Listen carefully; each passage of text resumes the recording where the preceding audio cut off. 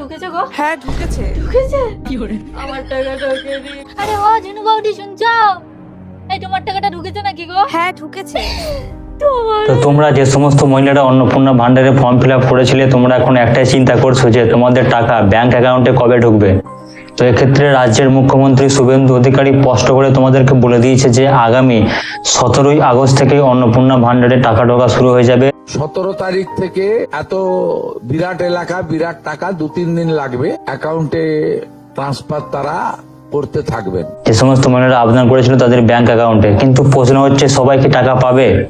তো এক্ষেত্রে তোমরা কারা কারা টাকা পাবে এবং কারা কারা টাকা পাবে না সবকিছু এই ভিডিওটার মাধ্যমে সহজ করে তোমাদের সামনে তুলে ধরা হবে। আর ভিডিও শেষের দিকে এমন কিছু টুইস্ট আছে যা তোমাদের অবশ্যই জানা দরকার, তাই ভিডিওটা মনোযোগ সহকারে প্রথম থেকে শেষ পর্যন্ত অবশ্যই দেখবে। 17ই আগস্ট থেকে ব্যাংক অ্যাকাউন্টে অন্নপূর্ণা ভান্ডারের টাকা পাঠালেও সব মহিলা কিন্তু একই দিনে টাকা পাবে না। প্রশাসনিকভাবে কিছু ধাপে ধাপে এটা সম্পূর্ণ করা হবে, তারপরে জেলা এবং ব্লক স্তরে যে সমস্ত মহিলা যাদের ভেরিফাই হয়ে গেছে তারপরে কিন্তু এক এক করে টাকা ঢোকা কিন্তু শুরু হয়ে যাবে। সম্প্রতি এই নবান্নের যে উচ্চ পর্যায়ের রাজ্য স্তরে যে মিটিং হলো সেখানে কিন্তু কিছু নিয়ম কিন্তু চেঞ্জ করা হয়েছে, সেগুলি তোমাদের সামনে এখানে আলোচনা করব। 1 নম্বর হচ্ছে আয়ের সীমাবদ্ধতা। যে সমস্ত মহিলারা ব্যক্তিগতভাবে নিজস্ব মাসে 10,000 টাকা বা তার বেশি ইনকাম করে তাহলে সে কিন্তু এই অন্নপূর্ণার আন্ডারে কিন্তু সে থাকতে পারবে না। নাম্বার 2, জমির পরিমাণ। যে সমস্ত মহিলার পরিবারের নামে 7টি পৌর নিগম এলাকায় 50 ডেসিমিলের বেশি জমি আছে তাহলে সেও কিন্তু এক্ষেত্রে অন্নপূর্ণা ভান্ডার যোজনায় কিন্তু সে নথিভুক্ত হবে না। এখান থেকে একটা ছোট্ট টুইস্ট আছে, যারা গ্রাম এলাকায় বাস করে, যাদের আগে বলা হয়েছিল যে 3টের বেশি যাদের ঘর আছে তারা কিন্তু জুন জুলাই মাসে টাকা কিন্তু পায়নি, কিন্তু এবার থেকে তারা টাকাটা পাবে, কারণ সরকার কিন্তু নিয়মটা চেঞ্জ করে দিয়েছে। অর্থাৎ গ্রাম এলাকায় যাদের 3টের বেশি ঘর আছে তারা কিন্তু এবার থেকে টাকা পাবে। নেক্সট হচ্ছে এখানে সরকারি চাকরি। যে সমস্ত মহিলারা পার্মানেন্ট সরকারি চাকরি করে অথবা ইনকাম ট্যাক্স প্রদান করে তারাও কিন্তু এই অন্নপূর্ণা ভান্ডারে কিন্তু আওতায় আসতে পারবে না। এরপরে আসছি ভেরিফিকেশন। যে সমস্ত মহিলার ব্যাংক অ্যাকাউন্ট এবং সমস্ত তথ্য ভেরিফাইড হয়েছে তাদেরই কিন্তু 17ই আগস্ট থেকে অন্নপূর্ণা ভান্ডারে টাকা পাঠানো কিন্তু শুরু হবে। এবার আসছি অনেকের টাকা পাঠাতে কিন্তু দেরি হতে পারে। তো কেন দেরি হতে পারে? প্রথম হচ্ছে ডিবিটি এবং আধার লিঙ্ক, অর্থাৎ ব্যাংক অ্যাকাউন্টের সঙ্গে ডাইরেক্ট বেনিফিট ট্রান্সফার অর্থাৎ ডিবিটি সক্রিয় করা নেই, তাদের কিন্তু টাকা ঢুকতে কিন্তু সমস্যা হবে।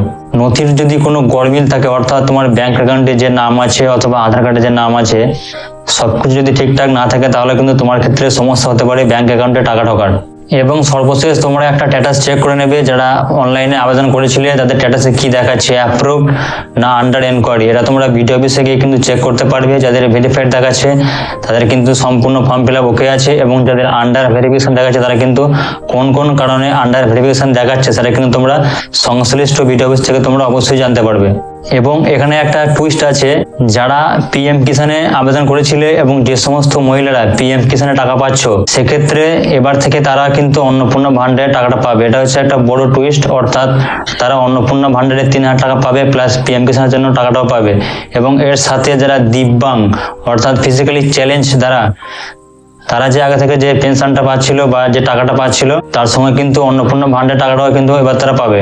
এবং রাজ্য সরকার জানিয়ে দিয়েছে এবার প্রত্যেক মাসে কবে টাকা ঢুকবে তোমাদেরকে আর চিন্তা করার কোনো দরকার নেই। যাদের সম্পূর্ণ ভেরিফাইড হয়ে যাবে পরের মাস থেকে অর্থাৎ সেপ্টেম্বরের মাস থেকে দ্বিতীয় সপ্তাহ থেকে টাকা ঢোকা কিন্তু শুরু হয়ে যাবে। তো তুমি যদি এই পর্যন্ত এসে থাকো তো ভিডিওটাকে অবশ্যই লাইক করবে এবং চ্যানেলটাকে সাবস্ক্রাইব করো এবং সকলকে শেয়ার করো যেন তারাও এটা জানতে পারে।